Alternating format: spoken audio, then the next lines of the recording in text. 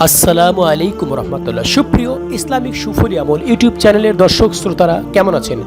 আশা করি মহান আল্লাহ রব্বুল আলমিনের অশেষ রহমত ও দয়ায় আপনারা সবাই ভালো আছেন। প্রিয় দর্শক শ্রোতারা, অবশ্যই আমার আজকের ভিডিওর থাম্বনেল দেখে আপনারা বুঝতে পেরেছেন আজকের বিষয়টি কোন বিষয় নিয়ে আলোচনা হতে যাচ্ছে। আজকে আমরা জানবো যে 7 কাজ মানুষকে ধ্বংস করে দিতে পারে। এ বিষয়ে রাসূল সাল্লাল্লাহু আলাইহি ওয়াসাল্লাম মানুষকে 7টি কাজ ছেড়ে দিতে বলেছেন, যে কাজগুলো মানুষ নিশ্চিত ধ্বংস হবে, জাহান্নাম হবে তার স্থান। হাদিস পাকে এ প্রসঙ্গে বিশ্বনবী করিম সাল্লাল্লাহু আলাইহি ওয়াসাল্লাম ঘোষণা করেন।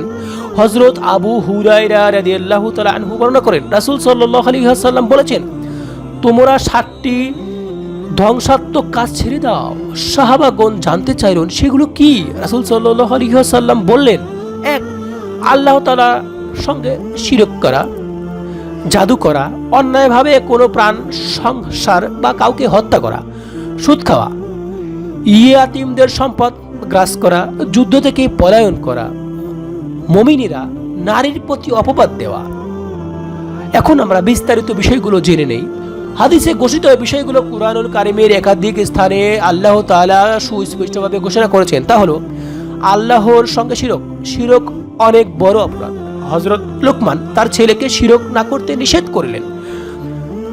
আল্লাহ তাআলা কুরআনুল কারীমে উল্লেখ করেন, যখন লুকমান উপদেশ স্বরূপ তার ছেলেকে বলল, হে বৎস, আল্লাহর সঙ্গে শিরক করো না, নিশ্চয় আল্লাহ সঙ্গে শরীক করা মহা অন্যায়। সূরা লোকমান আয়াত 13। জাদু করা। ইসলামে জাদু মারাত্মক অপরাধ। যারা জাদু করে আখিরাতের তাদের কোনো অংশ নেই। মহান আল্লাহ কুরআনুল কারীমে তা সুস্পষ্ট ভাষায় জানিয়ে দিয়েছেন। আল্লাহ তাআলা বলেন, তারা ভালোভাবেই জানে যে কেউ জাদু অবলম্বন করে তার জন্য পরকালে কোনো অংশ নেই। যার বিনিময়ে তার আত্মবিক্রয় করেছে তা খুবই মন্দ, অতি যন্ত্রণাময় শাস্তির মধ্যে জাহান্নামে তারা ভোগ করতে থাকবে। সূরা বাকারা আয়াত নম্বর 102। আমরা যদি কাউকে অন্যায়ভাবে হত্যা করি তার ফলে কি হতে পারে? হত্যা ইসলামের জঘন্যতম অপরাধ। আর মানুষ হত্যা করা মানবতা হত্যার শামিল। গুম, খুন, হত্যা এর মারাত্মক অপরাধ যে হত্যাকারীর উপর থেকে আল্লাহ তাআলা রহমতের ছায়া সরে যায়, যাতে মানুষ মানবতা হত্যার মতো মহা অন্যায় কাজ থেকে বিরত থাকে। সেজন্য কিসারের বিধান দেওয়া হয়েছে। আল্লাহ তাআলা বলেন, স্বাধীন ব্যক্তি হত্যার বদলায় স্বাধীন ব্যক্তিকে হত্যা করো, দাসের বদলায় দাস, নারীর বদলায় নারীকে হত্যা করো। সূরা বাকারা আয়াত নম্বর 178। হাদিস এসেছে, কিয়ামতের দিন মানুষের মধ্যে সর্বপ্রথমে যে বিষয়ে ফয়সালা হবে তা হলো রক্তপাত বা হত্যা। এটা বুখারী, মুসলিম, মিশকাত শরীফের হাদিস। অপর অংশে রয়েছে সুদ খাওয়া। সুদের আদান প্রদান ইসলামকে মারাত্মকভাবে অপরাধ হিসেবে গৃহীত করা হয়েছে। সুদের সঙ্গে জড়িত থাকার অপরাধে মানুষ জাহান্নামী হবে। সুদের কার্যক্রম পরিহার বা না করাকে ইসলামের সঙ্গে যুদ্ধ করার পর শামিল বলে ঘোষণা করেছেন। এবং আল্লাহ তাআলা কুরআনুল কারীমে মধ্যে বলেছে এবং কুরআনে এসেছে, যারা সুদ খায় তারা কিয়ামতের যেভাবে দাঁড়াবে ওই ব্যক্তি যাকে শয়তান আসার পর মোহবিষ্ট করে দেয়। তাদের এই অবস্থার কারণ এই যে তারা বলেছে ক্রয় বিক্রয় তো সুদের মতোই, অথচ আল্লাহ তাআলা ক্রয় বিক্রয় বৈধ করেছেন আর সুদ করেছেন হারাম। অর্থাৎ আল্লাহ তাআলা বলেছেন, তোমরা ব্যবসাকে হালাল হিসেবে নাও এবং সুদকে হারাম হিসেবে ঘৃণিত করো।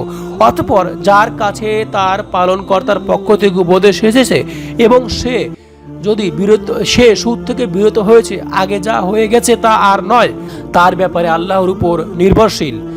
আর যারা পুনরায় সুদ নেয় তারাই দোজখে যাবে, তারা সেখানে চিরকাল অবস্থান করবে। সূরা বাকারা আয়াত নম্বর 275। অপরাংশে বলা হয়েছে, ইয়াতীমদের সম্পদ দখল করা। সমাজের সবচেয়ে অসহায় হলো ইয়াতীম। তাদের সম্পদ অন্যায়ভাবে দখল করা মারাত্মক অন্যায়। এ কারণে আল্লাহ তাআলা ইয়াতীমদের প্রতি উত্তম আচরণ ও তাদের সম্পদ হেফাজত করার কথা বলেছেন।